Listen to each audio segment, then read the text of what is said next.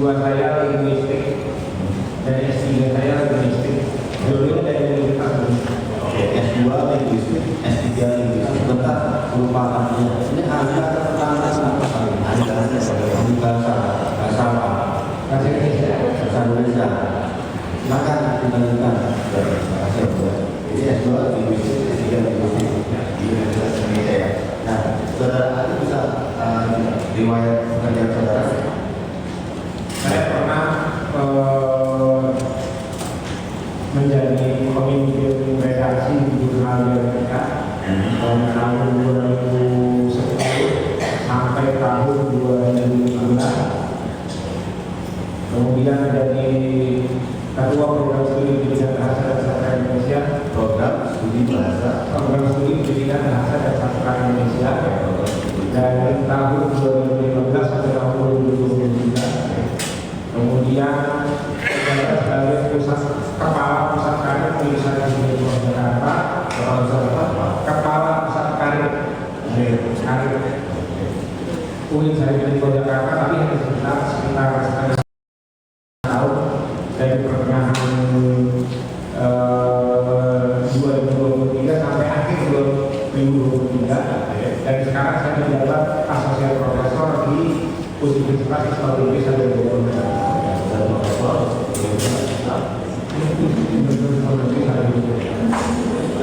kemudian saudara pernah memberikan keterangan ahli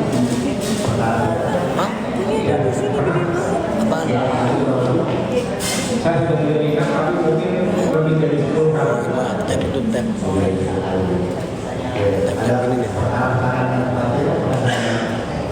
Saya pernah menjadi ahli meringankan untuk Haris Azhar dan Fatihah Haris dalam perkara Luhut bin Sarjana. Oke, langsung ya. Saudara ahli, bisa saudara ahli jelaskan apa sih arti dari forensik linguistik? Jadi linguistik forensik atau forensik linguistik ini ada dua kata, ada kata forensik dan linguistik. Forensik ini artinya hal-hal yang berkaitan dengan hukum, sedangkan linguistik adalah ilmu tentang bahasa. Jadi linguistik forensik itu secara hukum berarti adalah kerja-kerja linguistik yang berkaitan dengan penyelesaian masalah hukum. Oke, kerja-kerja linguistik yang terkait dengan penyelesaian masalah hukum. Penyelesaian masalah hukum. Oke, kemudian. Nah, akan tapi yang perlu dicatat adalah pada dasarnya linguistik forensik itu tidak memiliki metode secara khusus, ya.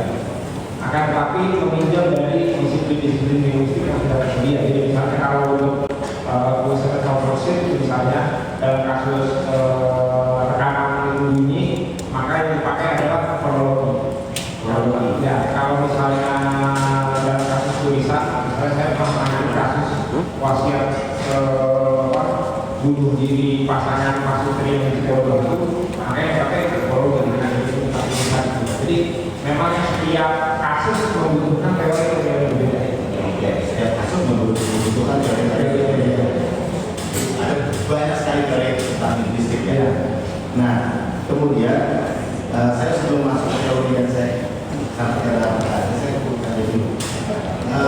Dalam seorang penutur, berbicara dengan lawan itu, apakah harus dilihat latar belakangnya atau social distancing terkait si penuntut dan si lawan hukum? Jadi secara umum kalau kita akan lihat misalnya kalau yang itu orang yang tentang sempurna atau SKPDX jadi akan interaksi antara penuntut dan penuntut itu ditentukan oleh tiga hal. Yang pertama itu adalah bobot serangan, bobot serangan atau web gitu. Bobot serangan terhadap muka ini dia ditentukan oleh tiga hal. Pertama itu relative position ya. Bobot serangannya ini secara mutlak berat atau tidak. Jadi misalnya orang kalau menuju mobil dengan meninggal pulpen dengan orang yang sama pasti akan melakukan strategi yang berbeda. Yang kedua itu social distance, jarak sosial. Semakin kita akrab dengan seseorang, maka kita akan semakin santai. Semakin jadi social distance.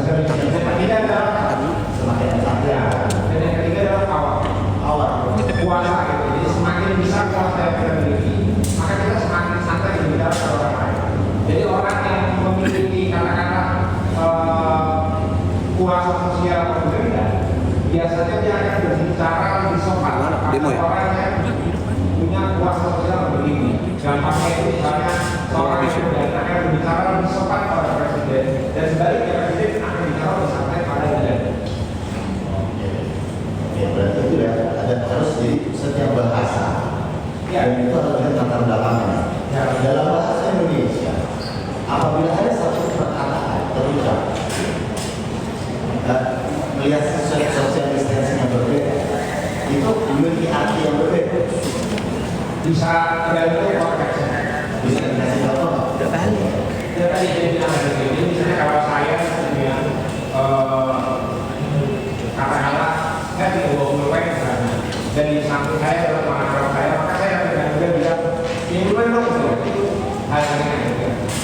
Tapi meskipun hanya pulpen, kalau saya sedang ujian, katakanlah saya ujian PNS misalnya ya, kemudian saya mau bawa pengen jual BEB untuk mengarsir, sementara di kelas itu saya tidak mengenal satu, meskipun yang ujian hanya pensil, kita akan sopan. Ya, maaf mas, pensilnya, kenapa? Karena ada dari dia. Social distancing itu lebih rendah. Lebih tinggi, kita lebih jauh. Lebih jauh. Jadi semakin jauh kita akan semakin dekat, semakin dekat kita akan semakin santai. Atau saya tanya, kalau misalkan cashier, untuk cashier, atau permintaan terhadap seseorang, yaitu yang tadi saya bilang yang social distancing berbeda. Dan apabila ada seseorang melakukan bahasa permintaan, bisa dalam ilmu forensik harus lihat latar belakangnya dalam melakukan permintaan itu. Ya, Ada perbedaan nggak? Apakah setiap orang meminta tanpa dilihat latar belakangnya dengan untuk pengertian yang berbeda? saya kira gini, saya langsung menjelaskan dalam kasus ini ya, supaya mungkin lebih gampang. Ya, maksudnya.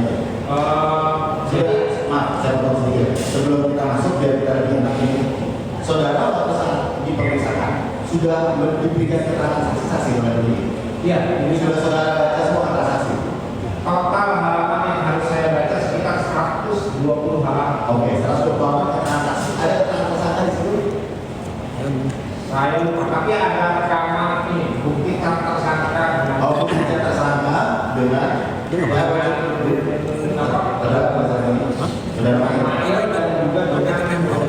Oke, berarti saudara sudah baca semua. tapi yang terjadi dengan air bukan. Ada terjadi dengan Mahir, terdakwa dengan Mahir dan terjadi. Saudara sudah baca semua. Waktu saksi dia Saya tidak ingat ada kok ada percakapan yang terjadi. tapi secara garis besar saudara tahu lah. Ya, secara dulu sekarang. Oke, bisa dilanjutkan saja. Nah, jadi saya kembali ke soal tadi ya, relative position, kemudian social distance dan power. Ya. Jadi power itu tidak bersifat mutlak bahwa kita harus memiliki kuasa yang besar. Dalam kasus tertentu, seorang bawahan kalau dia memegang rahasia atas, misalnya dia tahu rahasia itu, dia bisa punya power yang besar. Jadi dia bisa memeras apa saja untuk memberikan tips yang banyak, karena dia merasa dia punya sesuatu yang bisa membuat atasannya itu takut ke dia. Jadi walaupun secara umum power sosial power itu besar tadi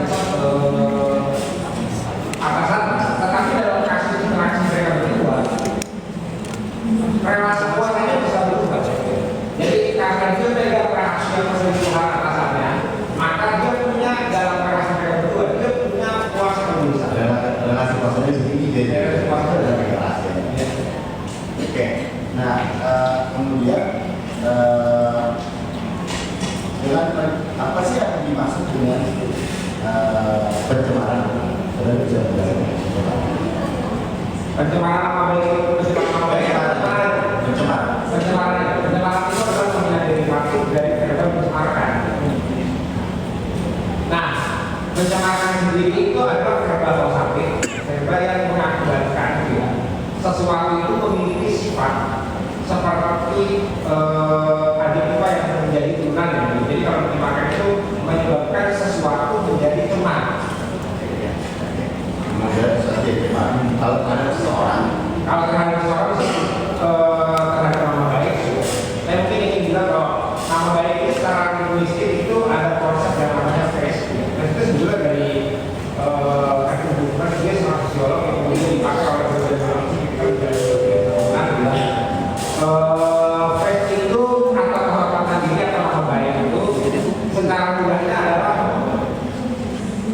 citra publik, gitu ya. Citra seseorang di dalam publik atau self publish saya istilahnya sendiri. Jadi citra diri di hadapan publik. Nah, pencemaran nama baik itu tidak secara publik disediakan sebagai bentuk membuat citra diri publik seseorang menjadi cemar, rusak, jelek. Oke, itu ya membuat citra diri dari seseorang menjadi tercemar ataupun jelek di depan orang. Dan membuka rahasia itu apa? Membuka rahasia itu artinya membeberkan ya, atau memberitahukan atau mengumumkan hal-hal yang tidak diketahui oleh orang lain. Oh, membeberkan hal-hal yang tidak diketahui oleh orang lain. Nah, menurut saudara, dalam teori forensik ini, apabila seseorang memiliki media sosial yang sekarang sudah berkembang zaman ini bahwa media sosial itu bisa dikendalikan, ya karena memang seseorang bisa berbicara apapun di media sosial. Nah, ada nggak sih teori-teori kekhususan bagaimana tata cara dalam berbicara di media sosial? Apalagi misalnya gini, apabila seseorang yang memiliki followers atau viewers, pengikut ataupun yang melihat banyak, ada nggak tata cara berbicara, teorinya berbicara di depan media sosial? Sebetulnya Harus seperti apa? Yang kita kalau dalam institusi itu misalnya kalau yang misalnya ada saya pragmatik misalnya jadi teori tentang pragmatik sendiri adalah ilmu yang mempelajari bahasa dan interaksi.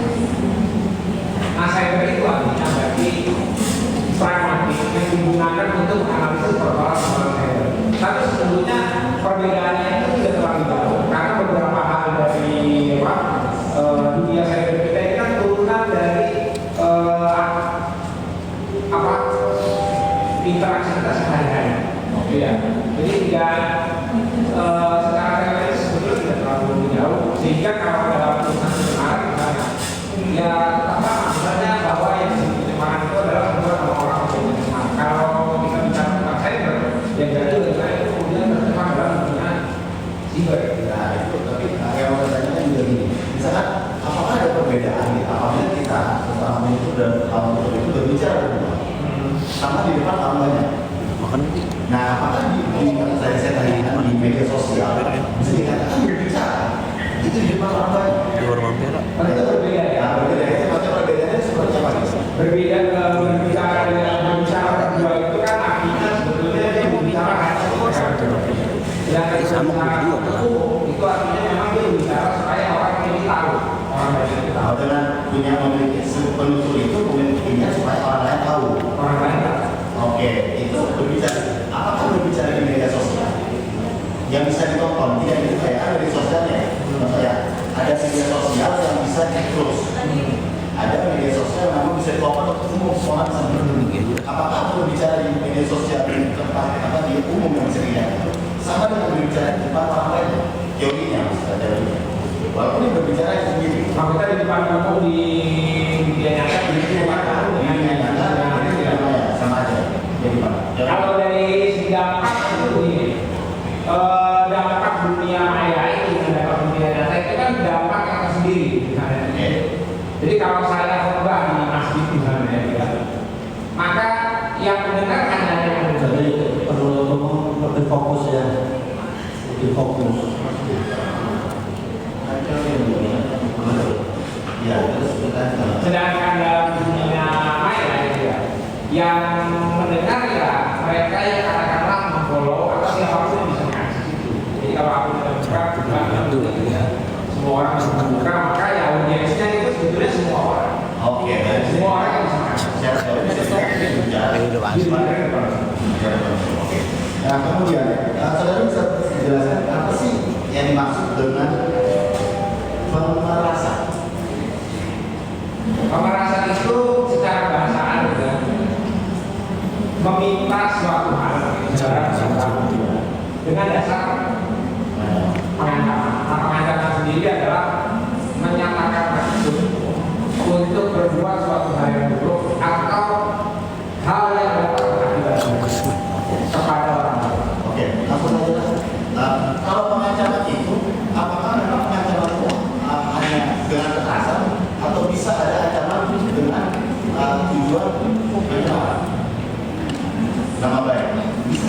apabila seseorang apakah apabila seseorang ini bertujuan mengancam Secara bahasa tidak ada bedanya. Ancaman itu yang penting dia berakibat buruk. Ya, apakah itu berupa kekerasan atau bukan kekerasan itu tidak penting. Jadi ada akibat buruk. walaupun bukan kekerasan Ya, kan makanya saya bilang perbuatan buruk itu kalau kekerasan. Jadi misalnya saya mengancam membunuh itu namanya kekerasan. Ancaman dengan kekerasan. Ancaman melakukan perbuatan buruk. Tapi ada ancaman membuka rahasia. Ancaman membuka rahasia itu belum tentu perbuatan buruk, tapi mungkin bisa berakibat buruk. Oke, berarti pemerasan dengan pengancaman yang bukan rahasia Ya. itu Termasuk memang termasuk ancaman. dan permintaan uang yang didasarkan atas ancaman membuka rahasia itu bisa disebut sebagai pemerasan. Oke, berarti saya perjelas lagi ya, biar tidak cuma bahwa pengancaman yang didasari dengan pemerasan yang didasari dengan pengancaman dengan membuka rahasia apabila itu dengan meminta uang bisa dikatakan suatu pemerasan.